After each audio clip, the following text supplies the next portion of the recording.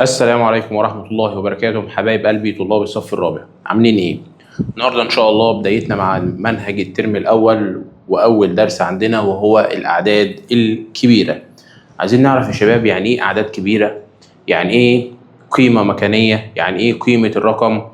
وهكذا.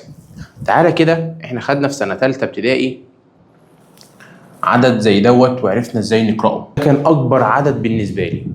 طب يا مستر انا عايز دلوقتي اقراه، كنا بنقرا ازاي يا شباب؟ اول حاجه لازم تقسم الرقم، لازم تقسم العدد اللي قدامك ده. تقسمه ازاي؟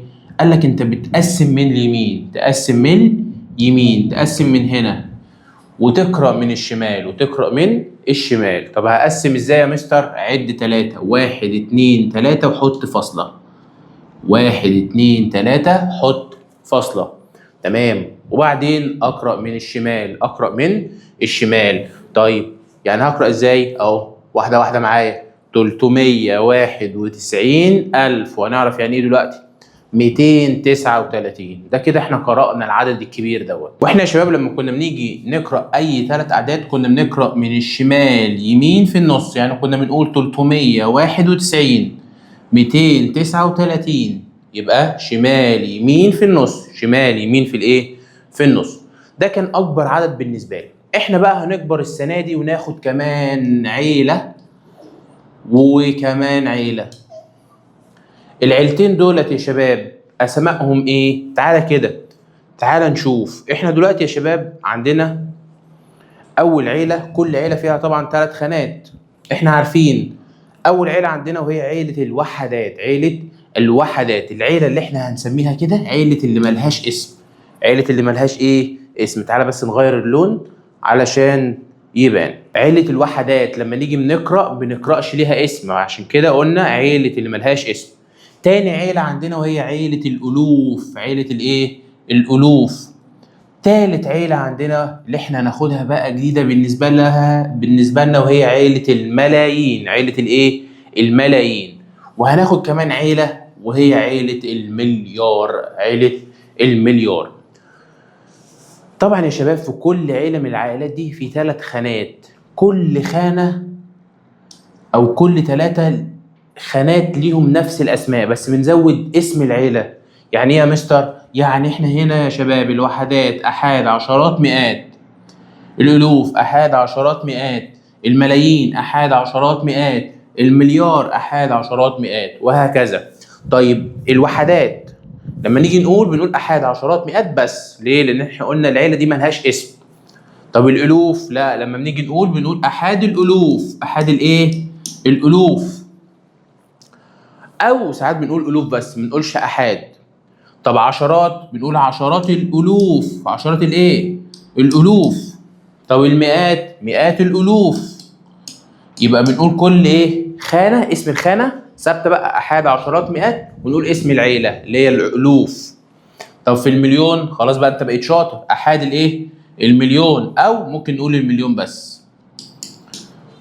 العشرات عشرات الملايين، مئات مئات الملايين. طب وهنا احاد المليار او المليار بس، واحنا هناخد الاحاد بتاعت المليار مش هناخد العشرات والمئات. جميل قوي يا مستر.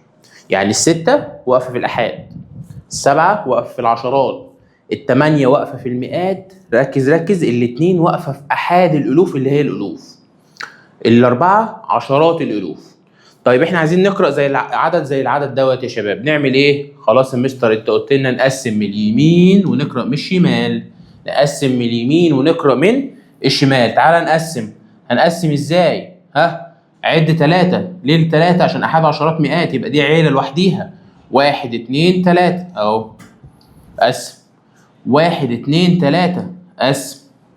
1 2 3 قسم. في 3 تاني؟ لا خلاص اقف. هنقرأ منين؟ من الشمال. نقرأ من اليسار، ايدك الايه؟ يمين يسار. تمام. ادي 1.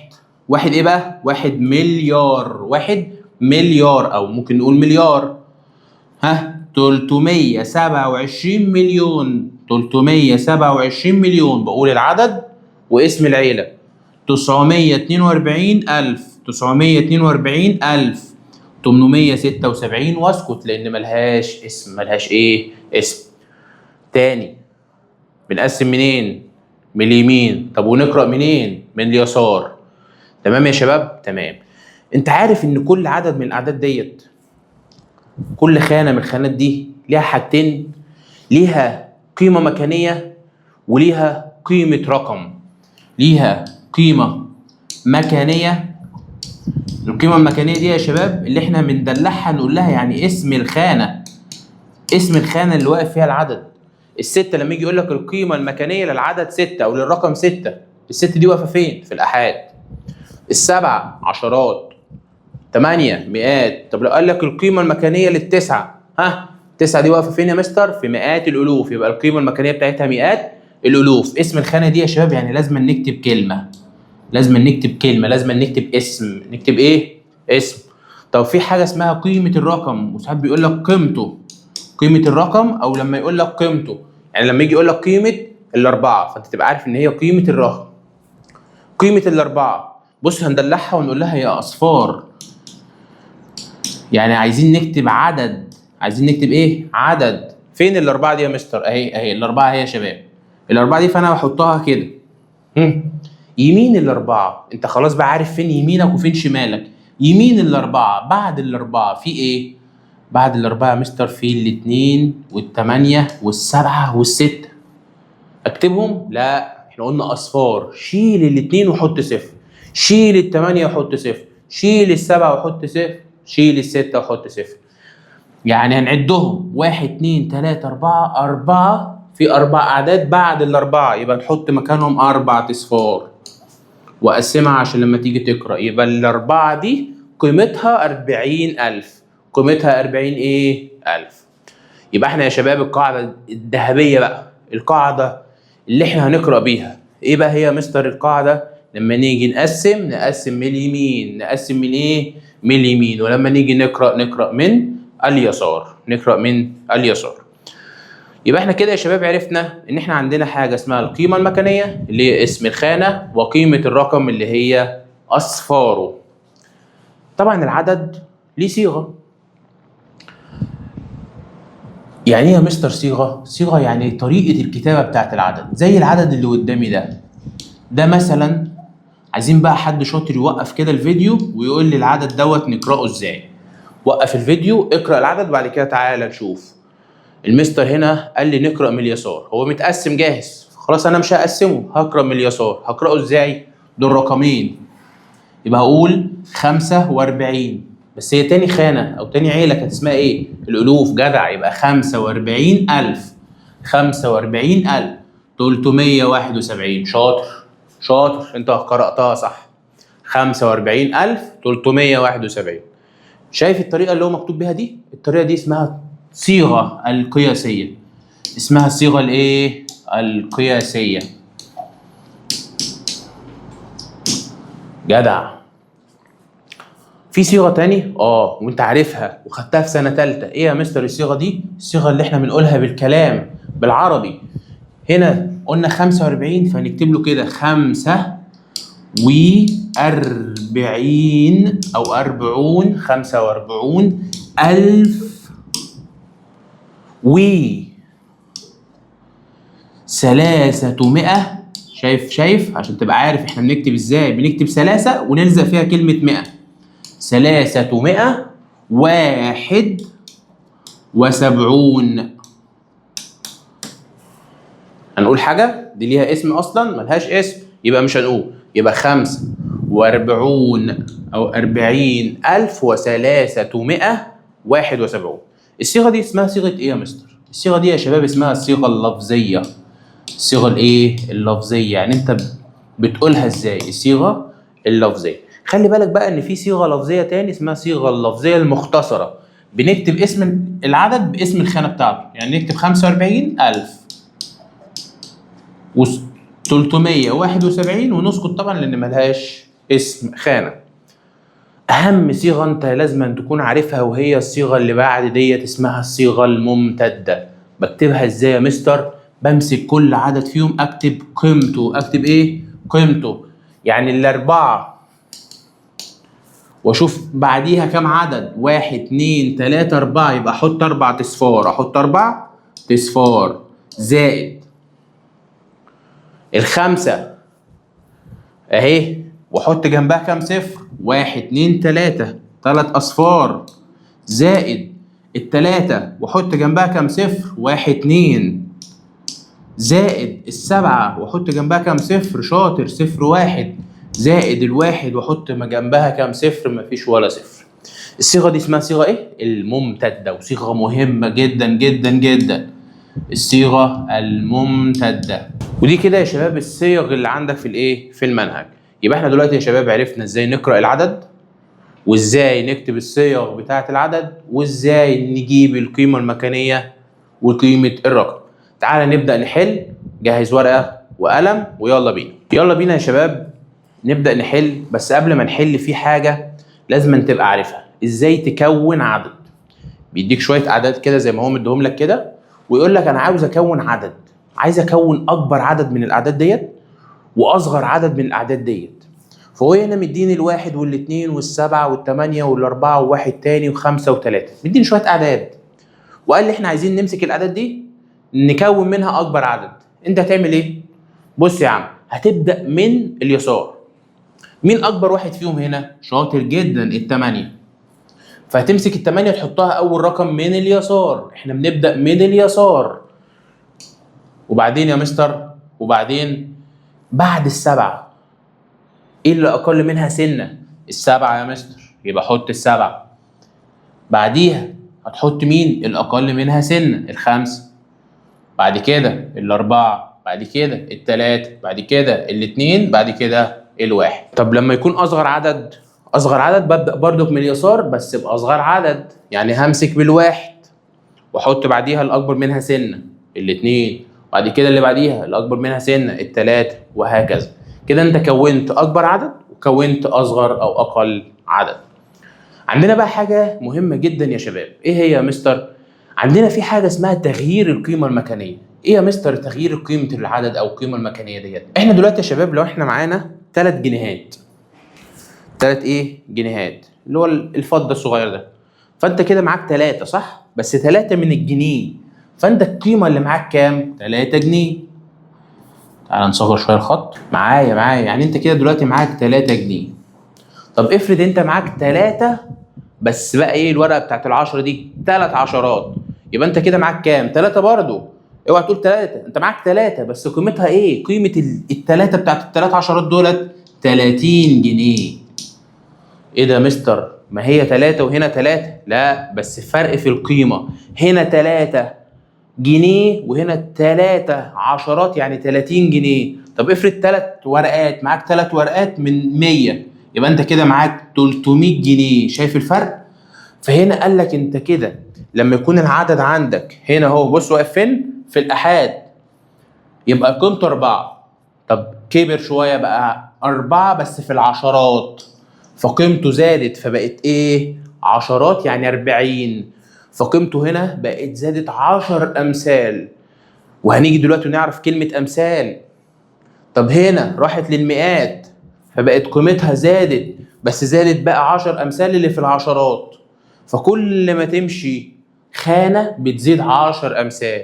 يعني انت في الآحاد رحت للعشرات زدت 10 امثال، مش زدت 10، زدت 10 امثال، في فرق.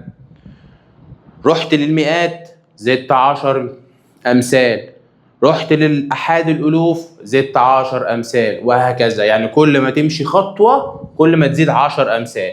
طب ايه يا مستر الفرق ما بين امثال وان انا اقول كده زدت 10؟ مهم جدا يا شباب ان كلمه امثال وكلمه اضعاف بتدل على الضرب، بتدل على الايه؟ الضرب. فامثال اضعاف ضرب. فلما يجي يقول لك هنا 10 امثال العدد 316، انت دلوقتي عايز ايه؟ عايز تخلي ال 316 دي تزيد خانه، فهتعمل ايه؟ تحط صفر. طب انت عايز دلوقتي هنا 10 اضعاف، تحط صفر. طب لو قال لك 100 مثل، تحط صفرين. فانت لما تيجي تضرب بتحط صفر. تعالى كده نبدا نحل. ورقتك معاك ونبدا كده بسم الله. اول حاجه يا شباب قال لك احنا عايزين نكتب الاعداد اللي قدامنا دي بالصيغه اللفظيه، بالصيغه الايه؟ اللفظيه. طب ما تيجي نقرا الاول عشان نعرف نكتب. قلنا يا شباب هنبدا منين؟ من اليسار. نبدا منين؟ من اليسار. فنقول 26 دي خانه ايه او عيله ايه دي؟ المستر قال لي هنا ملهاش اسم، الوف ملايين، يبقى دي كده 26 مليون. يبقى هنقول له كده ايه رايك نكتبها صيغه لفظيه كامله؟ 26 مليون. جميل.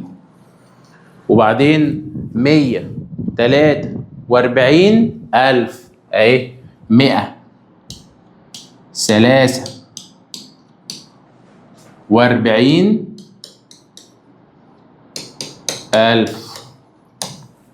وبعد كده 275 ونسكت. طب 200 دي بنكتبها ازاي؟ بنكتبها 200 كده اهي، 275. ايه ده يا مستر؟ دي سهله قوي، يعني احنا اكننا بنكتب اللي احنا بنقوله، ما بنقولش حاجه جديده، بس اهم حاجه اكون بعرف اكتب. تمام. يلا للتانيه واحده. بيقول لي ايه؟ بيقول لي هنا يا مستر برضك هنا احاد عشرات مئات في الوحدات الوف ملايين، فنقول هنا 48 مليون. 48 مليون. و 300. شايف؟ بص انا هكتب 3 اهي بس مش هكتب اله والزق فيها 100. 300 و 16 اللي هي 16 ألف. وبعدين 500. بص هكتب ايه؟ هكتب 5 بس مش هكتب اله واكتب 100 الزق فيها كلمه 100. 594.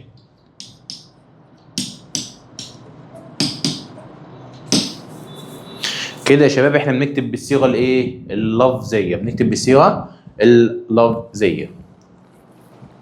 تعالى تالت واحده. بيقول لي هنا برضك مليون بس المره دي 60 مليون، يبقى نقول 60 مليون. ماشي. 200. خلاص بقى عرفنا ازاي بنكتب 200 اهي. 200. 57 ألف. 57 ألف. و 616 أو 18. صعب الكلام يا شباب؟ طيب تعالى كده نخش على السؤال الثاني. وبيقول لي هنا اكتب الأعداد الآتية بالصيغة القياسية. هي مكتوبة بمين الشاطر اللي يقول إن هي مكتوبة بصيغة إيه؟ الصيغة اللي فيها الزائد دي يا مستر الصيغة الممتدة. الصيغة الإيه؟ الممتدة. ركز بقى عشان الصيغة دي تحويلها من الصيغة الممتدة للصيغة القياسية محتاج تركيز. ليه يا مستر؟ واحدة واحدة. إحنا دلوقتي يا شباب عندنا 3 أعداد أهو. هنشوف مين أكبر واحد فيهم. مين أكبر واحد فيهم؟ أهو.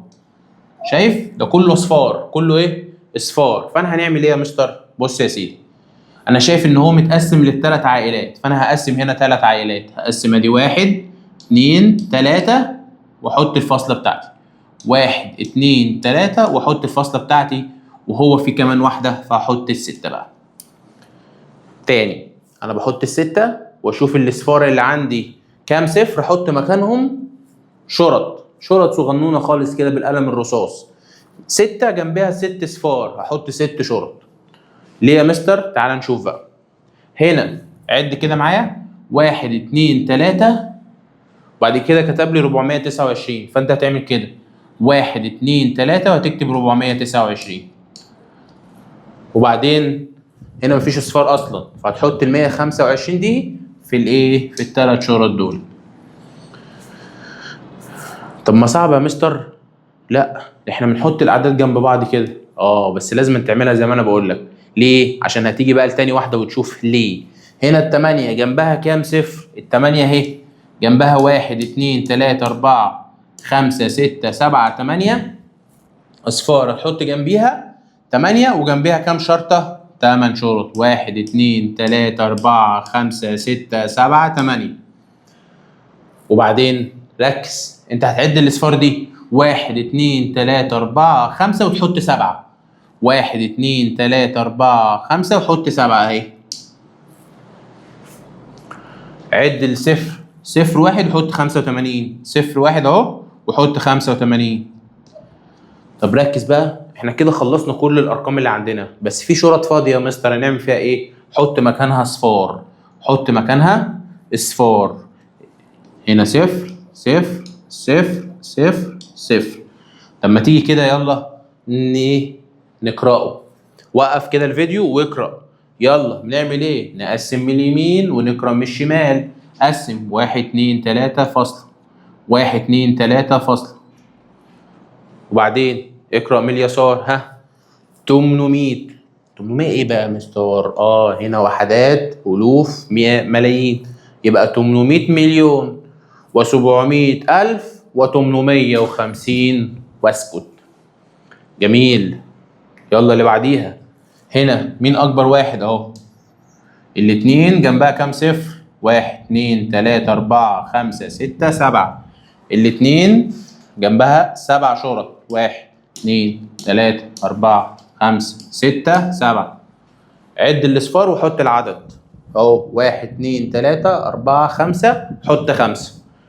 1 2 3 4 5 وحط ال5. هنا 1 وحط ال9. 1 وحط ال9. طب الشرط الفاضية دي هنعمل فيها ايه؟ حط مكانها اصفار. اقرأ يلا. قسم. اقرأ. بقسم من اليمين واقرأ من الشمال. 1 2 3 1 2 3. اقرأ معايا. 20 مليون 500 ألف و90. صعب الكلام يا شباب؟ سهل جدا. تعال نخش يلا على السؤال الثالث، وبيقول لك اكتب القيمة المكانية للمستر. قال لي هدلعها واقول اسم الخانة، يعني هكتب كلمة. قيمة مكانية، اسم الخانة اكتب كلمة. وقيمة الرقم يعني اكتب اصفار، يعني اكتب عدد. ليه بقى؟ للرقم 3. يعني هشوف الاعداد ديت فين ال3 واكتب قيمة المكانية بتاعتها وقيمة الرقم بتاعها. ال3 مين شاطر؟ هيقول اهي ال3 اهي. هي مستر واقفة في عيلة الالوف. واقفة في عيلة الالوف اللي هي احاد الوف، عشرات الوف، مئات الالوف. يبقى القيمة المكانية بتاعتها مئات الالوف. جدع جدا. طب قيمتها ايه؟ والله يا مستر انت قلت لنا نحط ال3. جدع جدا. ونشوف يمينها كام عدد. عد معايا. 1 2 3 4 5. نحط 5 اصفار. 5 اصفار. 1 2 3 4 5. حط الفصل عشان تبقى كده شكلها حلو. 1 2 3 افصل. وقف فيديو وحل لي رقم 2 و3. يلا بينا. رقم 2 يا مستر. فين ال3؟ اهي اهي اهي اهي.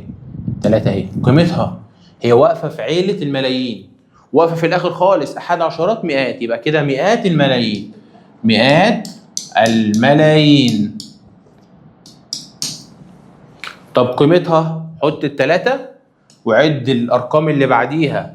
1 2 3 4 5 6 7 8. حط 8 اصفار.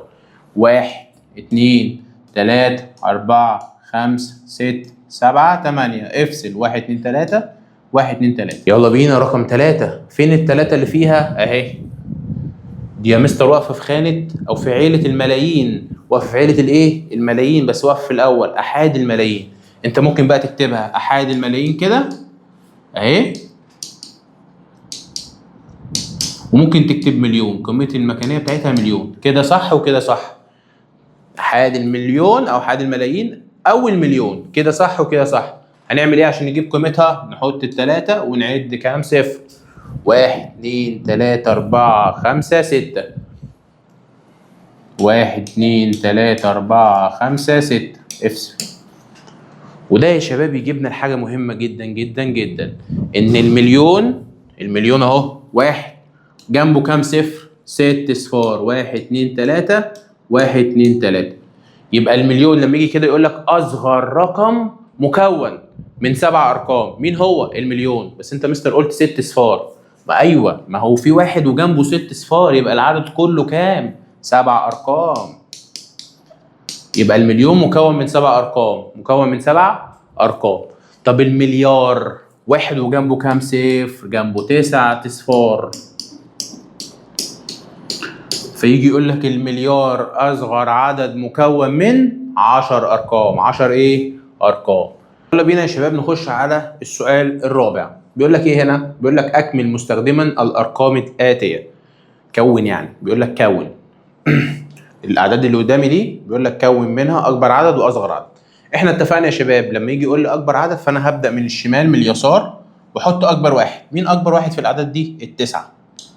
ماشي خلصت، اشطبه. مين بعديه؟ التمانية. مين؟ السبعة. مين؟ الستة. بص انا ماشي بالترتيب. مين اصغر منه سنة؟ الخمسة. مين اصغر منه سنة؟ الاربعة. مين اصغر منها سنة؟ الاتنين. قسم. 1 2 3. 1 2 3. اقرأ من اليسار. 9.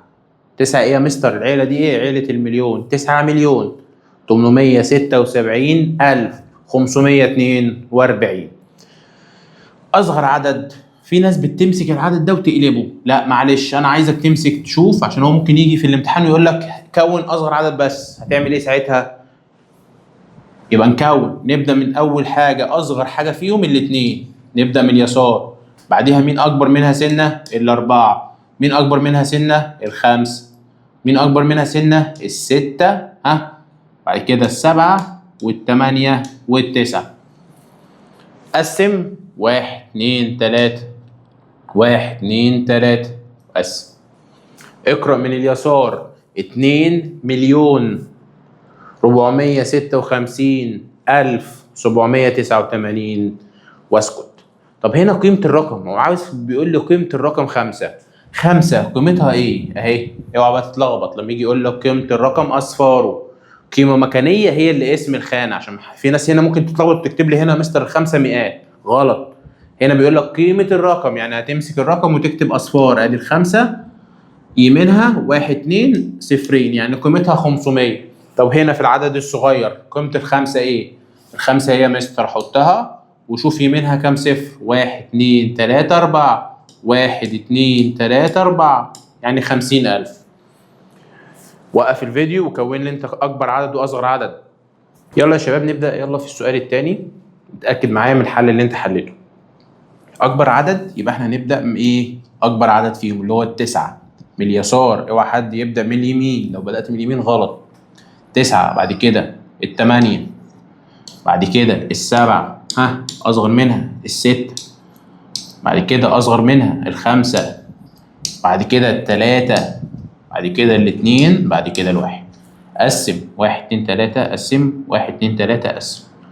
يلا مين شاطر يقرأ معايا؟ 98,765,321. طب عايزين نكون اصغر عدد. اصغر عدد يا مستر يعني هنبدأ باصغر عدد. نبدأ باصغر عدد. مين هو؟ الواحد. بعديه الاثنين. بعديه الثلاثة. بعديها الخمس. بعد كده الستة. بعد كده السبعة. بعد كده الثمانية. بعد كده التسعة. قسم. 1 2 3. 1 2 3. اقرأ معايا وانت عمال تقرأ اقرأ معايا. 12,356,789. طب قيمة الرقم 7. قيمة برضو قيمة رقم. نكتب أصفار. ادي هي السبعة. جنبها كام؟ 1 2 3 4 5. 5 اصفار. 1 2 3 وقسم. يبقى 700,000. السبعة هنا اهي جنبيها كام؟ 1 2. يبقى قيمتها 700. وبكده يا شباب يبقى احنا عرفنا ازاي بنكون اكبر واصغر عدد. تعال نشوف السؤال اللي بعده. السؤال اللي بعده بيقول لي ايه؟ بيقول لي اكتب الرقم في كل حالة، او اكتب الرقم المطلوب في كل حالة من الحالات الآتية. يعني هو عاوز مين هنا في العشرات؟ عشرات بس. احاد عشرات يبقى الست. مين اللي في الالوف؟ شفت كتب لك الوف. يعني ايه بقى الالوف دي يا مستر؟ هو كده قصده احاد ولا عشرات ولا مئات؟ لا احنا قلنا الوف يعني قصده احاد الالوف. لما يجي يقول لك عشرات يبقى قصده كده عشرات الالوف. لازم نكتب لك كده عشرات الالوف، بس كتب لك الالوف بس يبقى كده احاد الالوف. مين؟ اهي عيله الالوف اهي. الثلاثه هي احاد الالوف. وممكن يقول لك زي كده احاد الملايين. مين فين عيله المليون؟ اهي مين أحاد المليون؟ السبعة. طبعا يا شباب احنا لما بنيجي بنبدأ من اليمين، الأسماء بتبدأ من اليمين، يعني أحاد عشرات مئات، أحاد عشرات مئات، أحاد عشرات مئات.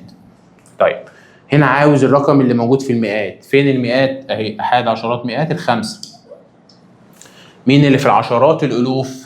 الألوف أهي عيلتها أحاد عشرات يبقى التسعة. هنا عايز الأحاد، أحاد وسكت يبقى قصده أحاد، أول رقم خالص اللي هو الخمسة. عشرات الملايين، فين عيلة المليون؟ وحدات، ألوف، مليون أهي. عايز عشرات المليون يبقى كده الستة.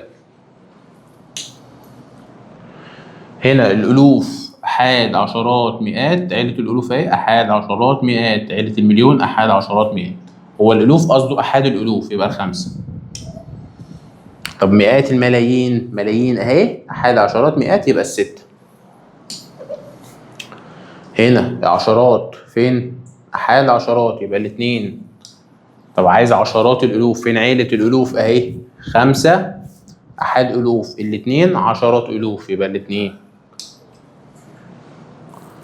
رقم 6 بيقول لك عايزين المليون، فين المليون؟ عيلة الملايين أهي يبقى التمانية. الملايين دي يا شباب اللي هي أحاد المليون. طب مئات الألوف، فين مئات الألوف؟ فين أحاد عشرات مئات، الألوف أهي أحاد عشرات مئات، أحاد الألوف عشرات الألوف مئات الألوف، مئات الألوف اللي هي الصفر. رقم 7 بيقول لك 71,523,684. عاوزين المئات، فين المئات؟ أحاد عشرات مئات الست. عشرات الملايين، الملايين أهي أحاد عشرات يبقى السبعة. شباب نخش على السؤال اللي بعده. بيقول لي هنا احنا عايزين نعرف قيمة كل مما يأتي. ركز معايا، احنا عايزين بس نعرف الأول إن 10 كلمة كده 10 يعني اللي هي واحد وجنبيها صفر. عايزين نعرف إن العشرة فيها صفر واحد. 10 يعني صفر واحد. طيب كلمة 100 اللي هي المئات واحد وجنبها صفرين، يعني 100 فيها صفرين. طيب 1000 كام صفر؟ واحد وجنبه 3 اصفار، جنبه 3 اصفار. طب والمليون لسه قايلينه، المليون واحد وجنبه 6 اصفار، 6 ايه؟ اصفار. طب افرض يا مستر كون لي كلمتين، يعني مثلا قال لي عشرات الالوف، فانت هتشوف 10 والالوف، العشرة فيها صفر والالوف فيها 3، يبقى كده عشرات الالوف فيها 4 اصفار. طب قال لي يا مستر مئات الالوف، يبقى تاخد ال100 وال1000 الاتنين مع بعض يبقى 5 اصفار. طيب 100 مليون او 10 مليون، خد ال10 مع ال6 اصفار بتوع المليون يبقوا 7 اصفار. دولت لازم يتحفظوا. ال10 صفر واحد، ال100 صفرين، ال1000 3، مليون 6. طيب لما يجي يقول لي بقى هنا الرقم 3 في العشرات، العشرة يعني كام صفر؟ اهي صفر واحد، يعني نكتب 3 جنبيها صفر واحد. الأربعة في الألوف 3 اصفار يبقى 4 وجنبها 4 اصفار. التسعة في المليون جنبها كام؟ 6 اصفار. 2 في العشرات، العشرة صفر واحد يبقى 2 وجنبيها صفر. مئات يبقى صفرين، 5 وجنبيها صفرين. رقم 8 في مئات الألوف، مئات الألوف صفرين، مئات والألوف 3 يعني كلهم على بعضيهم 5 اصفار، يبقى 8 وجنبها 5 اصفار. صعب الكلام يا شباب؟ سهل جدا. آخر سؤال معانا وهو السؤال الثامن، بيقول لك اكتب قيمة الرقم أو القيمة المكانية على حسب اللي هو عاوزه. بيقول لك رقم 8 في خانة المئات، لسه قايلين حالا إن المئات فيها كام صفر؟ صفرين، يبقى 8 وجنبها صفرين. طب هو هنا بيقول لي رقم 9 في خانة إيه؟ هي التسعة وجنبها كام صفر؟ 4 اصفار. طب ما أنت ممكن تقول كده أحاد عشرات مئات، أحاد الألوف عشرات الألوف، يبقى في خانة الإيه؟ عشرات الألوف، عشرات الإيه؟ الألوف. طيب رقم 3، الرقم 5 في خانة أحاد الألوف، أحاد الألوف، يبقى 5 وجنبها 3 اصفار، عشان أحاد الألوف اللي هي الألوف يا شباب واحنا قلناها. رقم 6 في خانة إيه؟ أهي في خانة الألوف بس في المئات، يبقى مئات الألوف. رقم 4 في خانة، أنا شايف إن هي 6 صفار، لا يا رب دي 9 أصفار، ماشي. رقم 5 يا شباب بيقول لك الرقم 4 في خانة أهي، الأربعة أهي قدامها 9 أصفار، دي خانة المليار. رقم 6 الرقم 2 في خانة مئات الملايين، يعني هتكتب 2، مئات يعني صفرين، مليون يعني 6، 1 2 3 4 5 6، كده مئات المليون. الرقم 9 في خانة عشرات الألوف، عشرات الألوف يبقى 9، 10 يعني صفر والألوف يعني 3 أصفار، يبقى عشرات الألوف يعني 90,000. هنا الرقم 3 في خانة إيه؟ 30,000، يبقى في خانة عشرات الألوف. عايزين برضو يا شباب نبقى عارفين حاجة مهمة جدا، ودي الحاجة اللي هنختم بيها. لما يجي يقول لك إحنا عندنا هنا 300 100 تساوي كام؟ يعني هو هنا عايز يعرف 300 100 يعني كام؟ يعني احنا هنحط ال 300 و100 دي فيها صفرين واحنا عرفنا وحفظناه، يعني نحط صفرين يبقى كده 30,000، يعني يبقى معاك 300 100 جنيه، يعني معاك 30,000 جنيه. طيب افرض قال لي احنا 30,000 دي اهي كده زي ما هو مكتوبة تساوي كام 10؟ بص يا شباب، لما يكون الكلمة جنب الرقم بتحط صفار، لما يكون الكلمة جنب الرقم بتحط صفار، لما تكون الكلمة بعيدة عن الرقم بتشيل أصفار. فاحنا هنا هنشيل 10، 10 دي يعني هنشيل صفر واحد، هيتفضل لي 3000. يبقى تاني، لما يكون الكلمة قريبة من الرقم بنحط صفار، لما تكون بعيدة نشيل أصفار. وبكده يا شباب احنا وصلنا لنهاية الدرس بتاعنا. ان شاء الله تكون فهمتوا كلكم. اللي عنده اي سؤال يسيبه في الكومنتات تحت وان شاء الله هنرد عليه. دمتم متفوقين ان شاء الله، والسلام عليكم ورحمة الله وبركاته.